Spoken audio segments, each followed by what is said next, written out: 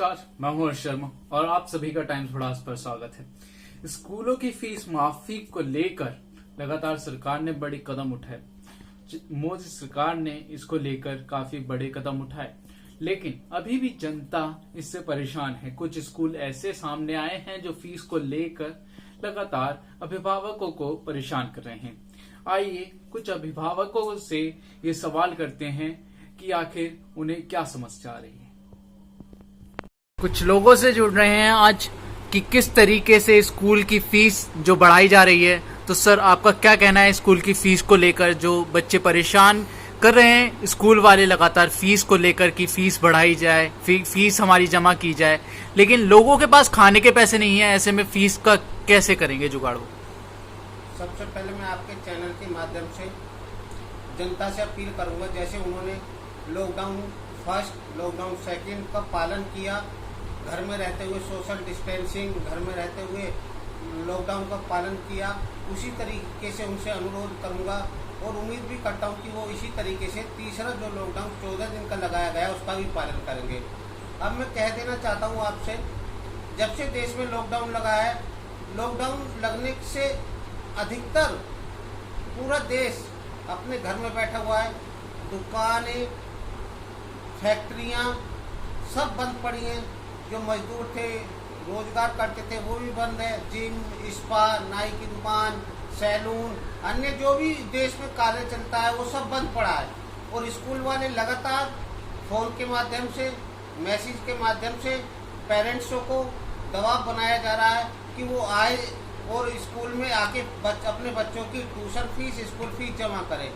मैं सरकार से अनुरोध करता हूं, जल्द से जल्द स्कूल वालों के खिलाफ कार्रवाई करने का काम करें। जब कोई भी व्यक्ति अपने रोजगार पर नहीं जा रहा है तो वो स्कूल की फीस कहां से जमा करेगा। और सरकार से मांग करता हूं कि जब से देश में लॉकडाउन लगा, जब से लेके और जब तक देश में लॉकडाउन रहता है, जब तक और 1 महीना और आगे तक की स्कूल की फीस माफ करने का स्कूल वाले को निर्देश दिए जाए। जैसा कि सभी जानते हैं, लॉकडाउन के कारण सबका रोजगार खत्म हो चुका, तो मैं अनुरोध करता हूँ स्कूल वालों से भी, आप शिक्षा का मंदिर चलाते हैं और आप जानते हैं स्कूल के द्वारा, अगर आपके द्वारा बच्चों के पेरेंट्स पे फीस के लिए दबाव बनाया जाएगा तो ये उचित नहीं है। तो अगर आप बड़ा दिल करते हुए बच्चों की स्कूल की 3 महीने की या 4 महीने की फीस माफ कर देते हैं तो आपको बहुत अच्छा लगेगा और इसके लिए आप भी देश में अपनी तरफ से सेवा कर पाएंगे और इससे एक बहुत अच्छा मैसेज जाएगा। लेकिन सर, अगर स्कूल की फीस माफ कर दी जाएगी तो उन शिक्षकों का क्या होगा जो घर पर बैठे हैं? देखिए, सरकार कह चुकी है और आप देखिए, जब आप हिसाब लगाएंगे स्कूल की फीस, जब आप हर मंथ जमा करते हैं तो मुझे लगता है स्कूल 12 महीने की बजाय ये 14 महीने की फीस लेते हैं। बिल्डिंग चार्ज के नाम पर लेते हैं डबल फीस और साल में 2 बार डबल फीस लेते हैं। मेरे बच्चे sector 23 Sanjay Nagar greenfield public school में पढ़ते हैं। मैं मार्च में लगभग 8,000 रुपये बच्चों का एनुअल चार्ज जमा कर चुका था। उसके बाद लॉकडाउन लग गया और मार्च की फीस ये दिसंबर में ले लेते हैं और जून की फीस मार्च में ले लेते हैं। तो यानी कि 2 महीने की एक्स्ट्रा फीस और लगभग बिल्डिंग चार्ज के नाम पर डबल फीस ये ले लिया करते हैं। तो मैंने हिसाब लगाया तो ये 12 महीने के बजाय 14 महीने की फीस ले लेते हैं, जिसमें और 2 महीने का इनके पास छुट्टियां भी स्कूल की पड़ती हैं। और सरकार कहती है, स्कूल वाले भी कहते हैं कि आपके पास आपदी के समय के लिए कुछ पैसा एडजस्ट में बैलेंस में रहना चाहिए, जिससे कि अगर कोई आपत्ति आती है तो उससे जो टीचर काम करते हैं, जो स्कूल के कर्मचारी हैं, उस फंड से आप उनकी सैलरी देने का काम करें। और कोई भी जो स्कूल चला रहा है वो इतना कमजोर नहीं होगा कि वो अपने कर्मचारियों की और टीचरों की, शिक्षकों की फीस ना दे सके। उस फंड से उनकी जो शिक्षक हैं, कर्मचारियों की फीस देने का काम स्कूल मालिक करें।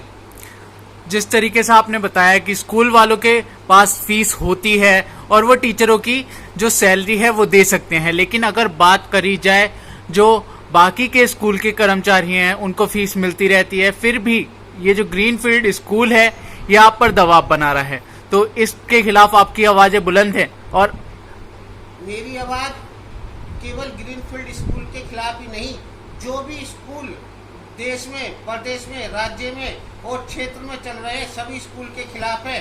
कई स्कूल वालों ने कई बच्चों की फीसें माफ कर दी है, मैं उनकी सराहना करता हूँ। तो उनसे सीख लेते हुए बड़े स्कूल के मालिकों को भी ये कदम उठाना पड़ेगा कि सब स्कूल की फीस माफ करने का, बच्चों की फीस माफ करने का काम करें। और बाकी लोगों से भी जुड़ना चाहूंगा। सर, आपका क्या कहना है इस मामले में कि ये जो स्कूल की फीस बढ़ाई गई है, इस पर आप क्या कहना चाहेंगे? मैं इतना ही कहना चाहूँगा कि अभी जब सभी लोगों के रोजगार इस वक्त जो है ख़त्म हो चुके हैं, जो प्राइवेट जॉब करने वाले जो लोग हैं उनकी सैलरी, प्रधानमंत्री जी की तरफ से ये अनुरोध था कि आप किसी की सैलरी ना काटें, लेकिन फिर भी अभी तक बहुत सारे लोग हैं जिनको सिर्फ मार्च तक की सैलरी मिली है, अप्रैल की कोई सैलरी अभी तक किसी के पास नहीं आई। तो अभी जिनके पास सैलरी आई नहीं है वो लोग बच्चों की फीस कहाँ से जमा करेंगे? और जैसा कि अभी हम लोग अपने नज़दीकी जिला, हम गौतम बुद्ध जिला है हमारा, वहाँ के जो नए डीएम आए हैं उन्होंने आते ही आदेश किया था कि कोई भी स्कूल अपनी तरफ से फीस नहीं लेगा जब तक के लॉकडाउन का समय है। तो ऐसी हम लोग भी एक उम्मीद रखते हैं कि गाजियाबाद जिले में भी इस तरह की, जैसे मनोज भाई इस पहल को आगे बढ़ा रहे हैं, तो उनकी रिक्वेस्ट को आगे देखते हुए, हम सब लोगों की परेशानियों को देखते हुए, हम भी चाहते हैं कि ये बहुत ही सराहनीय कदम है और स्कूल वालों के लिए भी बहुत एक सराहनीय एक योगदान रहेगा इस लॉकडाउन के समय में। धन्यवाद। और आपसे मैं जानना चाहूंगा कि किस तरीके से जो फीस का जो काम है, इस पर आप क्या कहना चाहते हैं? जो फीस बढ़ाई जा रही है या स्कूल प्रशासन फ़ोन के माध्यम से ऑनलाइन हम लोगों पे निरंतर दबाव बना रहे हैं, सबसे पहले तो मैं इसकी घोर निंदा करता हूं। और स्कूल प्रशासन से ये कहना चाहता हूं कि हमारे संजय नगर में जो भी स्कूल चल रहे हैं या प्रदेश में स्कूल चल रहे हैं, कोई भी स्कूल 25 से 30 साल पुराने स्कूल है, नया स्कूल कोई भी नहीं है। और हम लोग भी बचपन से 84 से यहाँ गाजियाबाद के निवासी हैं, तो यही कहना चाहता हूँ कि आप प्रत्येक वर्ष annual charge, building charge, school charge, dress charge और कंप्यूटर फीस के नाम पर हर वर्ष हम लोगों से फीस वसूलते हैं। प्रदेश सरकार आपसे कह के थक गई कि आप पूर्ण रूप से एनसीईआरटी की किताबों का पालन करें, लेकिन मोटे मुनाफे के चक्कर में आप अपने स्कूलों में उन्हें लागू नहीं कर पाते हैं। फीस रेगुलेटरी बिल अब से 3 साल पहले आ चुका है, लेकिन आज भी स्कूल वाले उसे लागू करने के लिए तैयार नहीं है। सरकार और मोदी सरकार भी निरंतर सभी स्कूल वालों से अनुरोध कर रही है कि आप जो है कोरोना जैसी महामारी में आप लोग आगे आइए, अपने हाथों को बढ़ाइए। जहां आम आदमी सबकी मदद कर रहा है, आपको भी अपने हाथ आगे बढ़ाकर अभिभावकों की मदद करनी चाहिए और अप्रैल, मई, जून फीस को माफ कर देना चाहिए, ताकि देश के विकास में आपका भी एक पहल हो सके, जुड़ सके एक हिस्सा आपका भी। धन्यवाद। तो आखिरी में जो मैं सवाल पूछना चाहूंगा कि आप क्या संदेश देना चाहते हैं जो घर में बैठे हैं अभिभावक लोग और जो बाकी के लोग हैं, उनको आप क्या संदेश देना चाहते हैं? मैं तो यही संदेश देना चाहता हूं कि स्कूल प्रशासन सबसे पहले तो जो ऑनलाइन पढ़ाई का नाटक कर रहा है, ये पूर्ण रूप से बंद होना चाहिए, क्योंकि बच्चे इससे शारीरिक रूप से पीड़ित हो रहे हैं, मानसिक रूप से पीड़ित हो रहे हैं, आंखों से अक्षमता दिखाई देती है, कानों से कम सुनाई देते हैं। तो हम लोग बच्चों के विकास के लिए स्कूल भेजने का काम करते हैं, लेकिन स्कूल नहीं जा रहे, तो घर में जो काम पहले आम दिनों में बच्चों को दिया जाता था, लेकिन आज लॉकडाउन के दौरान 25 से 30 पेज का कार्य बच्चों को दिया जाता है, जिसकी वजह से बच्चे शारीरिक और मानसिक रूप से पीड़ित हो रहे हैं, आंखों से कम दिखाई दे रहा है, कानों से कम सुनाई दे रहा है और खोए से रहते हैं। आखिर इन बच्चों का विकास कैसे होगा? साथ ही अभिभावकों से कहना चाहता हूं कि आप सभी इस मुहिम में जुड़िए, प्रत्येक व्यक्ति अपनी एक वीडियो डालिए, अपनी आवाज को शासन प्रशासन तक पहुंचाइए, ताकि हमारा जो प्रशासन है वो स्कूल प्रशासन पे दबाव बनाए और हम लोगों की फीसों को माफ किया जा सके। तो मनोज जी, आपसे जुड़ेंगे कि इस सब जो आपने अभियान चालू करा है कि सारे अभिभावक आपके साथ जुड़े और सारे लोग आपके साथ जुड़कर स्कूल वालों के खिलाफ एक विरोध जारी करें, तो आप इसके बारे में क्या कहना चाहेंगे? मैं तो यही कहना चाहता हूँ, ज़्यादा से ज़्यादा अभिभावक हमारे साथ जुड़े और इस मुहिम को आगे बढ़ाने के लिए हमारा सहयोग करें, क्योंकि ये पीड़ा आज की नहीं है, ये पीड़ा बहुत पुरानी चली आ रही है। देश पे जब भी कोई संकट आता है तो जनता देश का साथ देती है, और ये स्कूल वाले माँ बापों पर, पेरेंट्स पे दबाव बनाते हैं कि उनकी फीस जमा कर दें। अगर जब देश में लॉकडाउन चल रहा है, कोरोना जैसी महामारी 3 महीने से चल रही है, सब आम आदमी अपने घर में बैठा हुआ है, लॉकडाउन का पालन कर रहा है, कोई किसी के पास कोई काम नहीं है, तो आदमी कहाँ जाएगा? तो पैसे कहाँ से लाएगा? किसी के घर में चोरी करेगा, डकैती डालेगा। तो स्कूल वालों को शर्म आनी चाहिए कि पेरेंट्स से फीस मांगने का जो फोन के द्वारा, मैसेज के द्वारा काम कर रहे हैं। और मैं स्कूल प्रशासन से कह देना चाहता हूँ, जब सरकार भी, प्रधानमंत्री जी भी और राज्य के मुख्यमंत्री भी सब स्कूल वालों से अपील कर रहे हैं कि आप पेरेंट्स पे, बच्चों के माँ बाप पे कोई दबाव ना बनाएं। जिस पे अगर होगी तो वो जमा कर देगा। जब अगर आप इसमें और कोई रास्ता निकाल सकते हैं तो आप रास्ता निकालिए, लेकिन स्कूल वाले इसमें सुनने के लिए तैयार नहीं है। केवल उनका काम है बच्चों को के फोन पे, माँ बापों के फोन पे मैसेज कर देना, फोन कर देना कि आप जल्द से जल्द फीस जमा कराएं। और ऑनलाइन जो इन्होंने पढ़ाई शुरू करी है, मैं उसके लिए बिल्कुल भी सहमत नहीं हूँ, क्योंकि जब हर व्यक्ति चाहता है मेरा बच्चा फोन से दूर रहे, क्योंकि फोन से जो रेई निकलती है वो आंखों के लिए, कानों के लिए और दिमाग के लिए बड़ी खतरनाक होती है।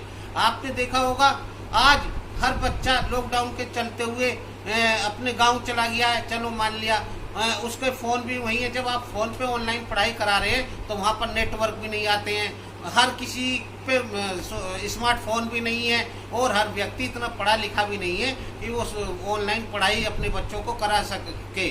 और हमारे बच्चे भी ऑनलाइन फोन को लेकर बैठते हैं, आपने खुद देखा होगा, फोन पे अचानक से ही।